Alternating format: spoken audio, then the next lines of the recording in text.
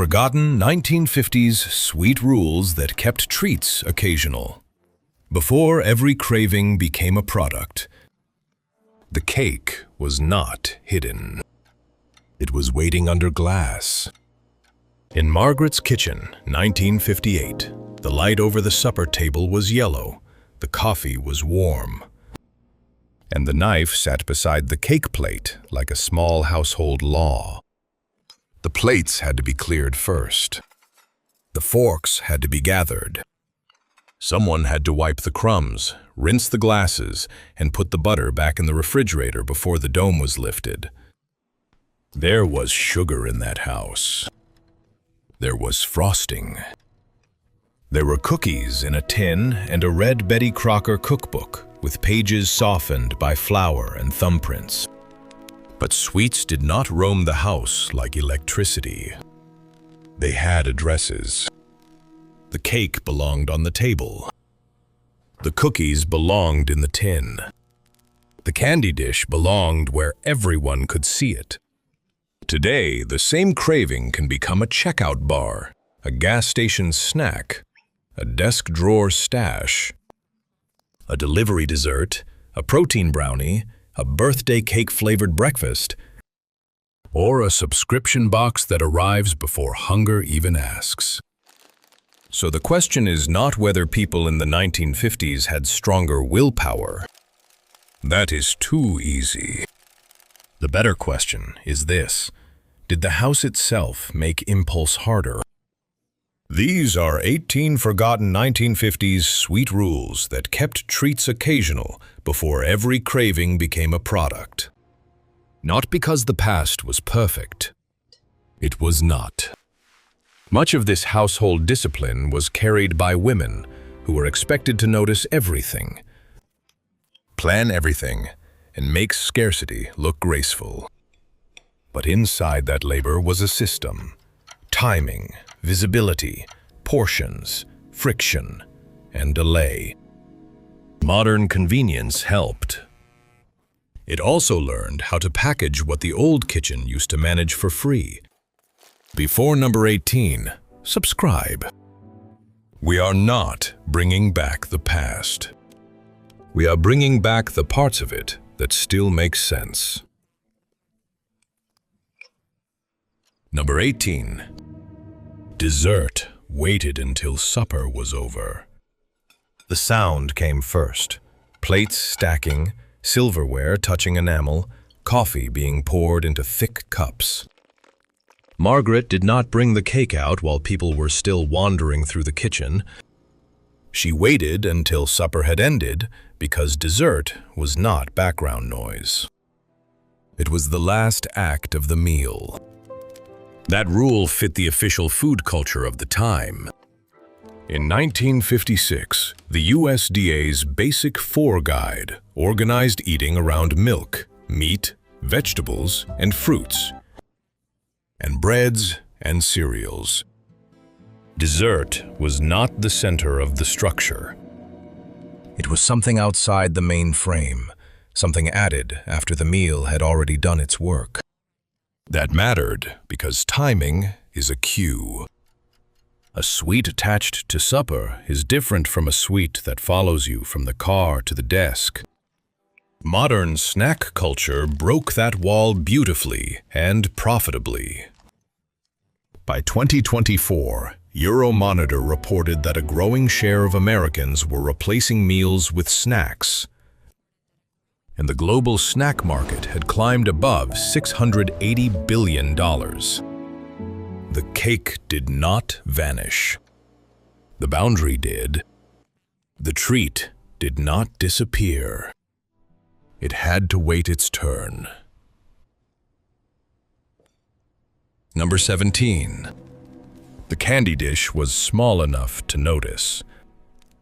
The glass dish sat on the sideboard, where sunlight could catch the wrapped peppermints and hard candies.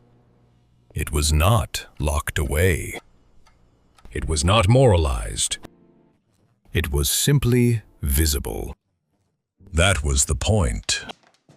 When Margaret passed through the room, she could see if the dish was full, half empty, or mysteriously fading before company came on Sunday. A child could take one, maybe two. But the act happened in public space, not in a bedroom, not in the car, not from a private resealable bag folded inside a drawer. Old 5-and-dime candy counters made sweets feel ordinary, but the home still gave them a place. The mechanism was not magic. It was social visibility. A shared bowl creates a small pause because the hand has to enter a public object. Modern candy packaging went the other way. Feeder boxes, resealable pouches, Keket displays, king-size bars, bags made for sharing, but easy to finish alone. The candy became more portable, more private, and much easier to repeat without anyone noticing. The old dish did not shame anyone. It simply told the truth. The dish was small. The modern bag is designed not to be. Number 16.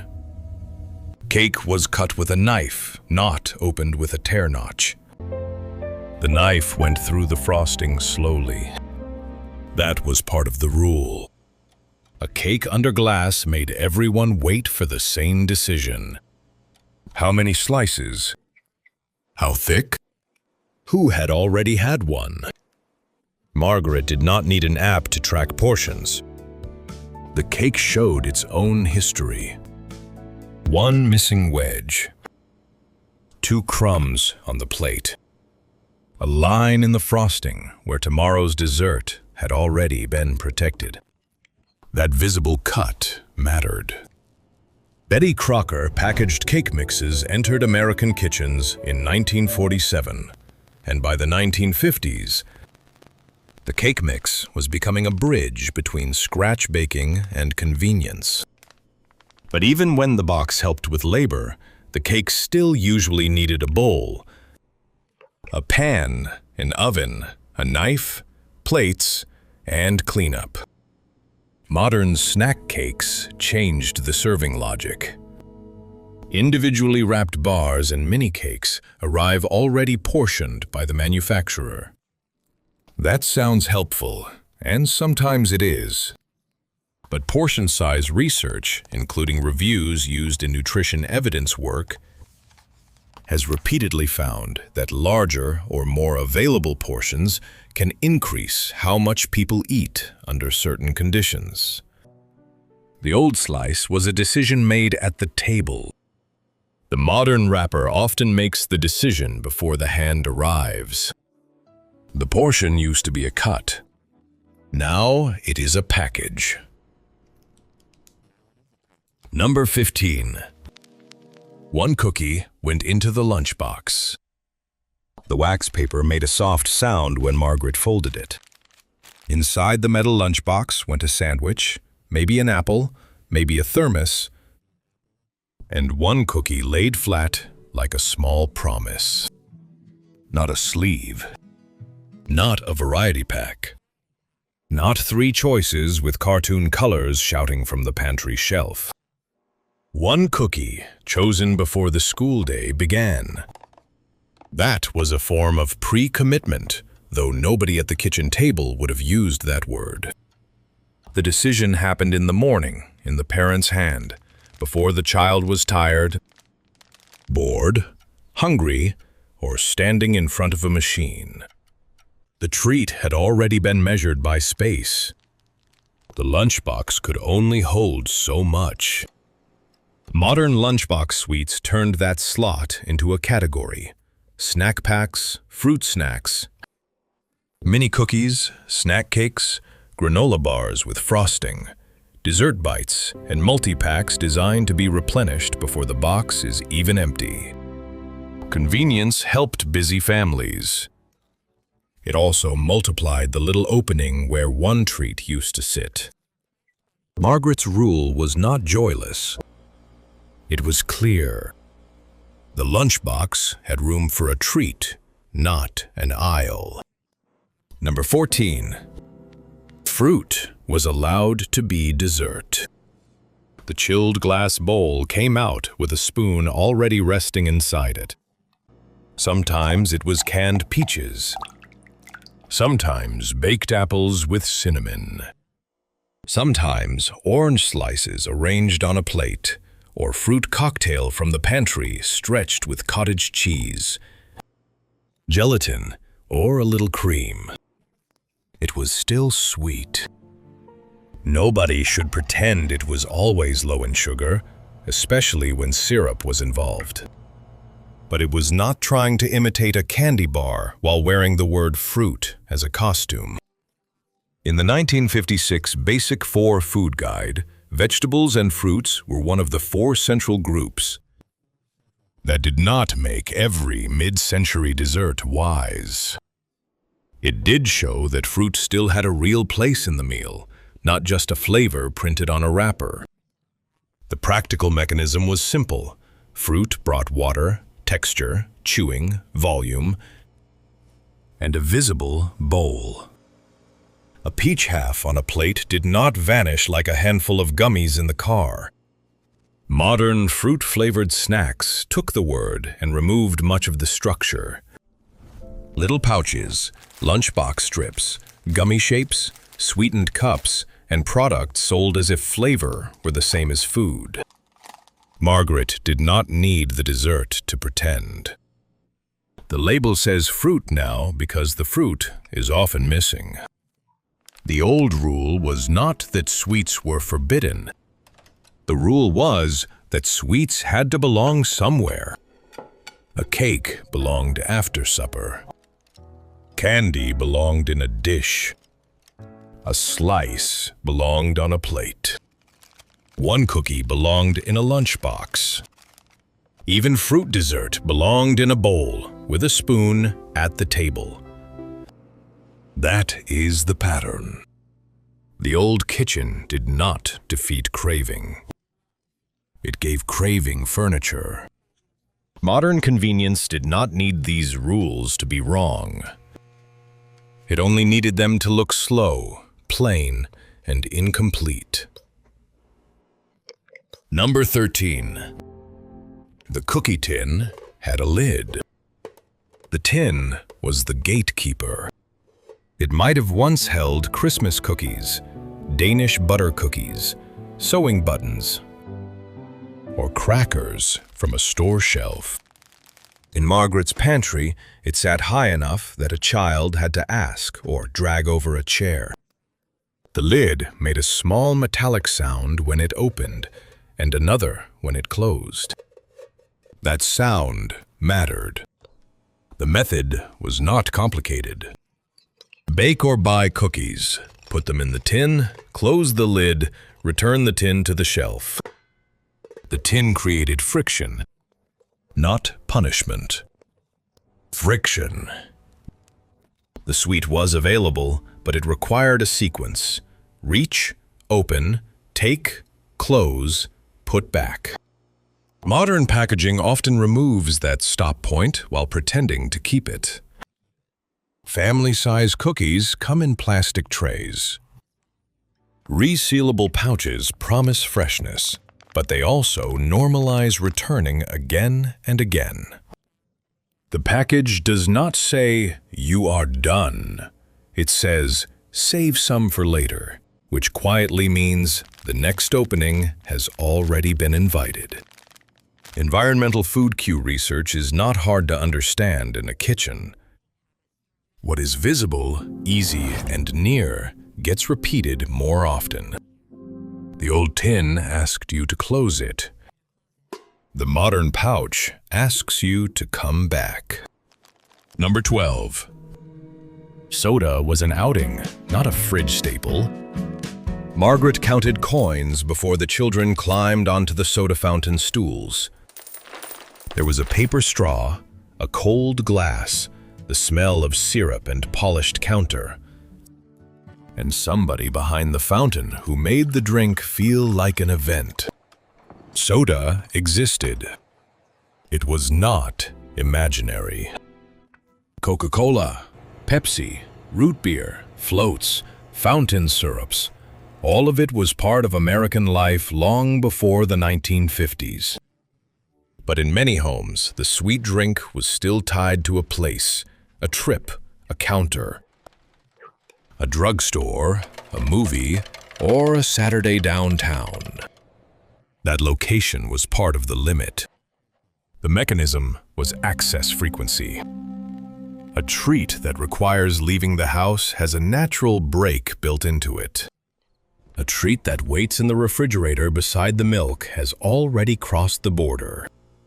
Modern beverage culture moved the fountain home, then to the gas station cooler, then to the office fridge, then to the cup holder. Multi-packs, 2-liter bottles, energy drinks, bottled teas, flavored coffees, and convenience store fountains turned the old outing into a repeatable background habit. This is not about pretending soda was innocent then or evil now. It is about distance. The soda did not get sweeter. It got closer. Number 11. Jell-O made sweetness look like a dish. Under the church basement lights, the mold trembled before anyone touched it. A ring of Jell-O with fruit suspended inside could sit on a glass plate like something halfway between dessert, salad, decoration, and household engineering. Margaret could bring one to a supper and feed a table from a single mold. It was sweet, yes. Sometimes very sweet. But it was also sliced, shared, served, and seen.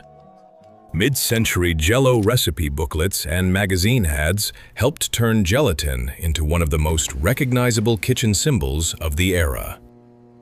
The old method stretched sweetness across servings. A box, water, a mold, fruit, time in the refrigerator, and a plate. The dessert had to set before it could be served. Even convenience had to wait. Modern single-serve dessert cups changed the business model. Pudding cups, gelatin cups, refrigerated sweets, peel-back lids, multi-packs, lunchbox desserts. Each serving became its own sealed product, its own package, its own repeat purchase. The old mold made one dessert social. The modern cup makes every serving separate. The difference was not just sugar. It was structure. The old mold stretched dessert. The modern cup sells it back, one lid at a time. Number 10. Baking day made sweets finite. The kitchen smelled like flour before it smelled like sugar. Saturday baking was not effortless. That should be said plainly. The oven warmed the room. The bowls had to be washed. The cooling racks took over the counter. Much of that work fell on women like Margaret, and nostalgia should not turn that burden into wallpaper. But the burden created a limit. If cookies were baked on Saturday, the tin had to last. If a cake was made for Sunday dinner, it was not magically replaced on Monday afternoon. The old home economics logic was built around planning, ingredients in the pantry, recipes in the book, oven time, cooling time, cleanup time. Even convenience baking still required a sequence. Modern systems attacked the sequence. Grocery delivery, convenience stores, vending machines, snack subscriptions, and 24-hour checkout shelves made replenishment nearly invisible. The old kitchen had to decide before it produced. The modern snack system can produce the decision after the craving appears. The mechanism was friction, not virtue. Friction. A sweet that requires effort has a natural edge. A sweet that arrives ready to eat has no edge at all. She did not call it portion control. She called it Saturday. Number 9.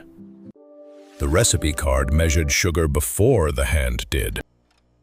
The card was stained at the corner where butter had touched it years before. 1 cup. 2 tablespoons. Half a teaspoon. Bake until set. Cool before slicing. Margaret did not measure because she was performing science. She measured because the recipe card held the line when appetite, children, habit, and hurry would not.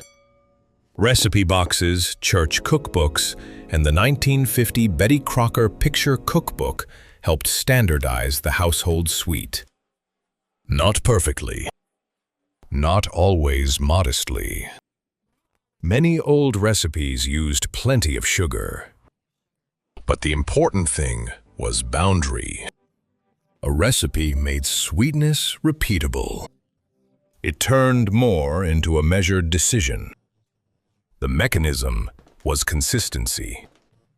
A kitchen recipe had a visible formula. A modern packaged dessert has a corporate formula, engineered for flavor, shelf stability, texture, and repeat purchase. That does not make every packaged food dangerous, but it changes who controls the sweetness. The card on the table gave the household a boundary. The modern label often explains the boundary after the product has already been bought. The old recipe was not innocent. It was legible. The algorithm was a recipe card. Number 8 is where convenience enters the kitchen, but the old occasion still fights back. Number 8. The cake mix still needed an occasion. In 1947, the box entered the kitchen. Betty Crocker cake mixes made baking easier, and that mattered. For women doing unpaid household labor after laundry, school lunches, shopping, dishes, and church obligations, convenience was not a moral failure. It was relief. But in Margaret's kitchen, the cake mix still had to become a cake. A bowl came down. Eggs cracked. A pan was greased. The oven heated. The red cookbook stayed nearby, even when the box carried the promise. In 1954, Betty Crocker introduced the answer cake, and in 1958, chiffon cake mixes joined the shelf. Convenience was clearly arriving. But the occasion still stood guard. A cake mix shortened labor. It did not automatically create all-day grazing. Birthdays, Sundays, visitors, school events, church suppers, the box still usually pointed toward a table. Modern dessert convenience often removed the occasion entirely. Mug cakes, snack cakes, frosted bars, single-serve desserts, and birthday cake-flavored everything made the celebration flavor available without the celebration. The old box helped make a cake. The modern category learned how to sell the mood. That is the quiet turn. Convenience helped the household. Then the market learned to detach convenience from the event. The box was convenient. The occasion was still the break. The first half of this countdown is not really about sugar. It is about borders. A baking day made a limit. A recipe card made a boundary. A cake mix still needed a reason. The women running those kitchens were not working from magic. They were working from sequence. Modern industry did not need the sequence to be foolish. It only needed the sequence to look like wasted time. Once the steps disappeared, the sweet could move faster than the household could think. Number 7. The party plate was public. The brownies sat in the middle of the bridge table. Coffee cups, paper napkins, a glass ashtray in the old photograph, someone's church gloves folded beside a purse. Margaret cut the squares before anyone reached for them, and the plate moved through the room like a small ceremony. Mid-century suites were often social. Church suppers, women's clubs, bridge nights, school events, holiday tables, community cookbooks passed from hand to hand.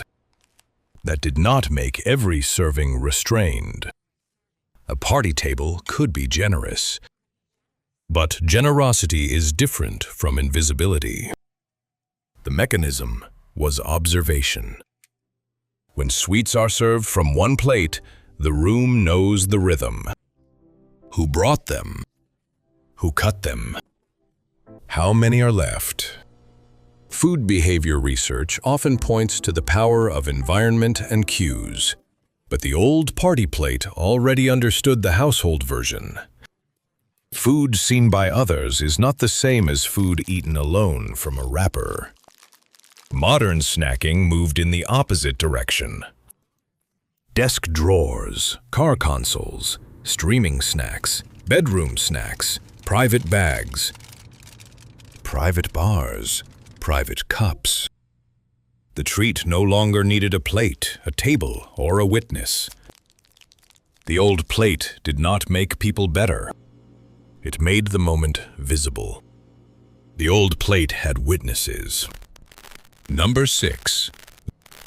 The pantry did not stock every mood. The pantry shelf was a map of limits.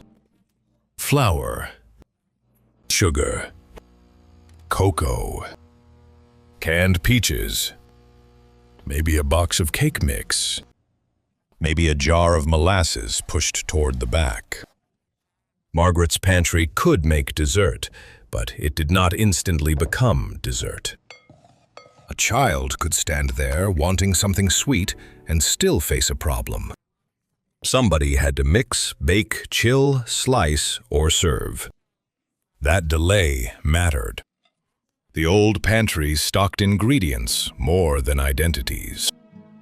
It did not have a product for loneliness, one for boredom, one for movie night, one for protein, one for guilt-free indulgence, one for midnight, and one for the car.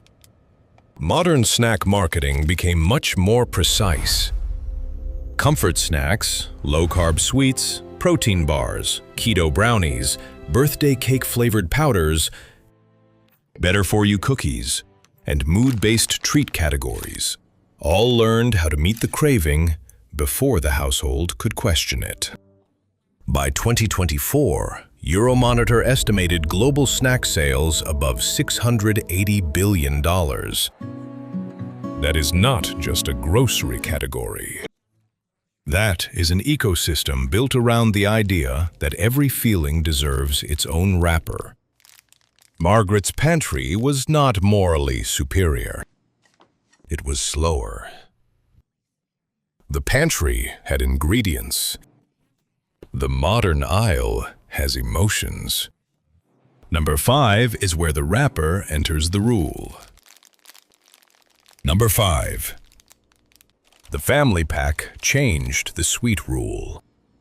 In 1960, the carton walked into the kitchen. Little Debbie's official history tells the story clearly. 12 individually wrapped snack cakes would have sold for 60 cents if purchased one by one, but the new family pack sold all 12 for 49 cents. That was brilliant pricing. It saved money. It helped families. It also changed the household rule. Before that, cake usually had to be made, cut, served, covered, and watched. Now cake could arrive already divided, already wrapped, already portable, already waiting for a hand. Margaret no longer had to lift the glass dome or choose the size of the slice. The manufacturer had done the cutting before the box reached her kitchen. The mechanism was unit bias. A wrapped cake feels like one serving because the package says it is one. That can be useful. It can also make repetition feel cleaner than it is. One wrapper disappears. Then another. No knife mark. No missing wedge under glass. No cake plate telling the truth. This is the uncomfortable turn. The product did not just sell sweetness. It sold a repeatable unit. The slice became a unit. The unit became a habit. The wrapper did not destroy the old sweet rules in one dramatic moment. It weakened them quietly. First, the cake lost the knife. Then breakfast lost the chair. Then the kitchen lost its sequence. Modern industry did not need the old rules to be wrong. It only needed them to feel inconvenient. A visible slice became a sealed unit. A shared plate became a private package. A pause became a purchase. From here, the countdown stops being quaint. Number 4. Breakfast sweets learned to travel. In 1964, breakfast got a wrapper. Pop-Tarts were launched nationally that year, and the Smithsonian has noted how newspaper advertising and 8-cent coupons helped introduce the toaster pastry to American households. The idea was not mysterious. Take something sweet, make it shelf-stable, make it fit the toaster, make it fit the hand. And breakfast no longer needed to stay at the table. Before that shift, sweetness at breakfast often had furniture around it. Toast with jam sat on a plate. Pancakes needed a griddle. Cereal needed a bowl.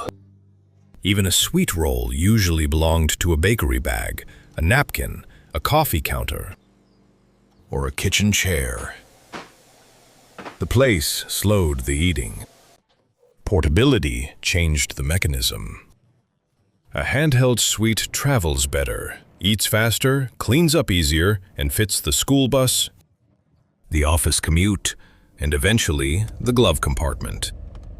Modern breakfast bars, frosted pastries, sweet meal replacements, and dessert-flavored protein products all followed the same road. Keep the sweetness, remove the table. This was not just convenience. It was a redesign of the eating occasion. The table was not replaced by hunger. It was replaced by portability. Number 3 is where the kitchen stops looking old-fashioned and starts looking like a brake system. Number 3. Ultra-processed sweets removed the kitchen's brakes. Margaret's cake had obstacles. A bowl. A pan. An oven.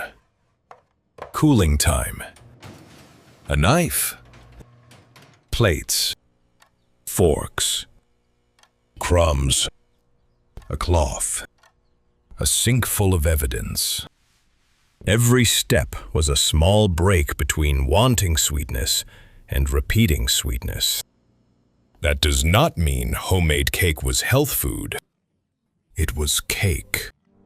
But the kitchen wrapped that cake in sequence.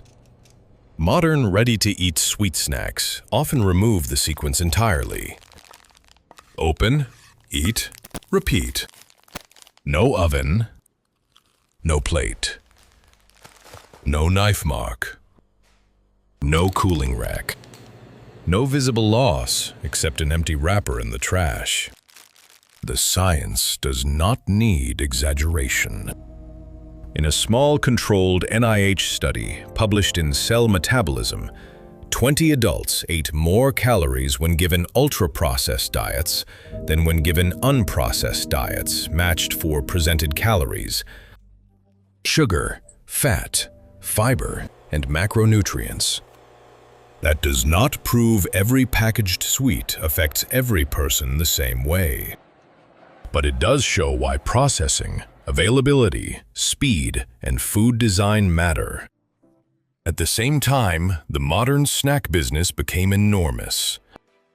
Euromonitor placed global snack sales above $680 billion in 2024, and USDA data still tracked U.S. caloric sweetener availability at 123.5 pounds per person in 2023, down from its 1999 high of 153.6 pounds, but still a reminder of scale.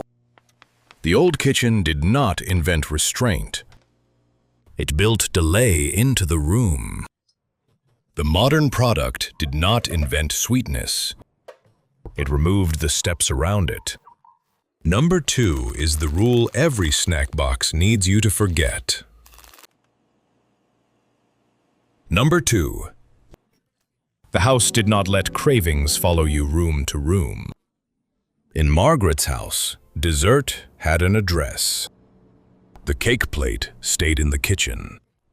The cookie tin stayed on the pantry shelf. The bedroom had blankets, a dresser, maybe a radio, but not a snack drawer. The car had maps and gloves, not a rolling pantry of sweets. Food belonged where plates belonged. That was not moral superiority. It was design. The old rule was spatial.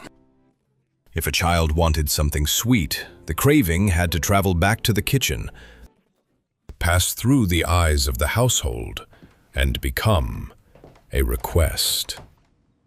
That extra distance mattered. Environmental food research has long treated cues, availability, and eating context as part of behavior.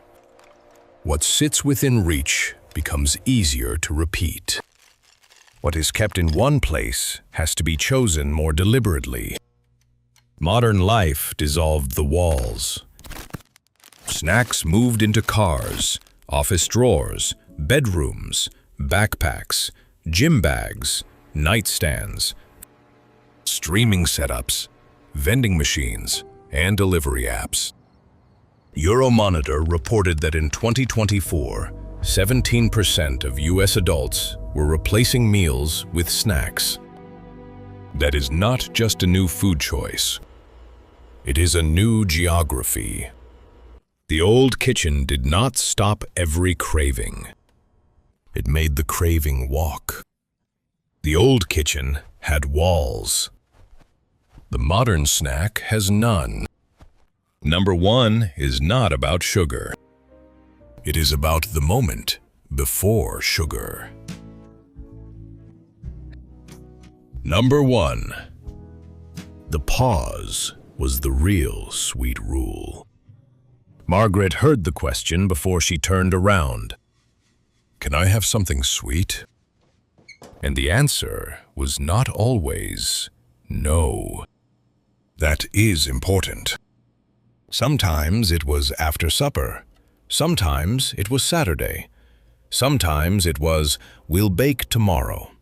Sometimes it was, there are peaches in the refrigerator. The old rule was not a ban. It was a delay. That delay held the whole system together. The cake under glass. The candy dish. The lunchbox cookie. The baking day.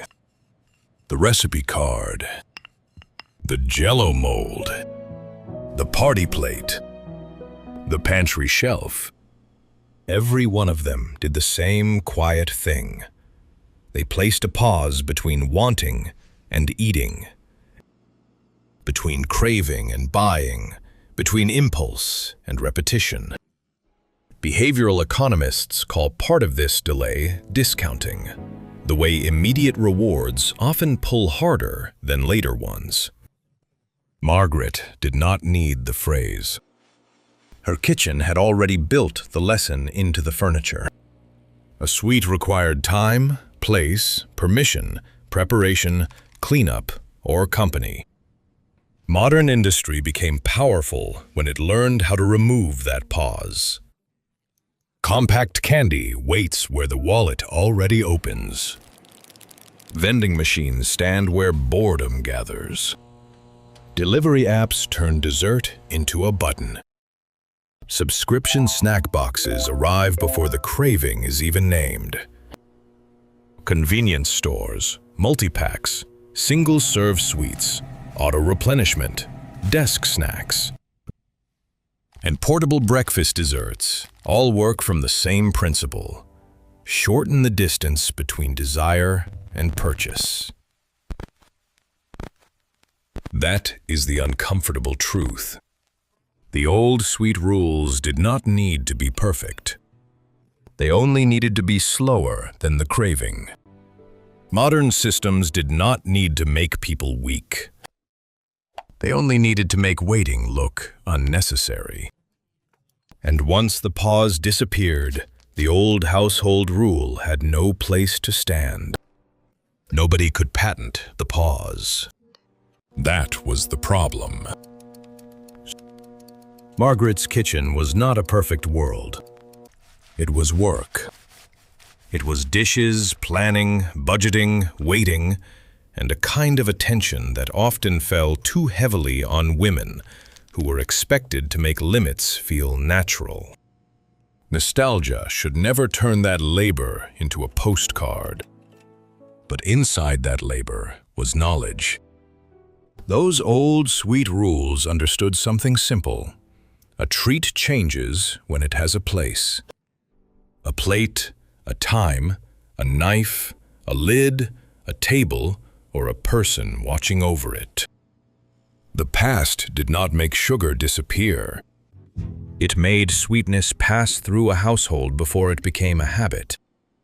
Modern convenience gave families relief, and some of that relief was real. But the modern snack world also learned how to take one old pause and break it into wrappers, flavors, categories, subscriptions, and checkout displays. It did not always improve the craving. Sometimes it just made the craving easier to buy. So tell me in the comments, what sweet rule did your mother, grandmother, father, neighbor, or old family kitchen live by? Because maybe the past was not better. Maybe some of its limits were just clearer.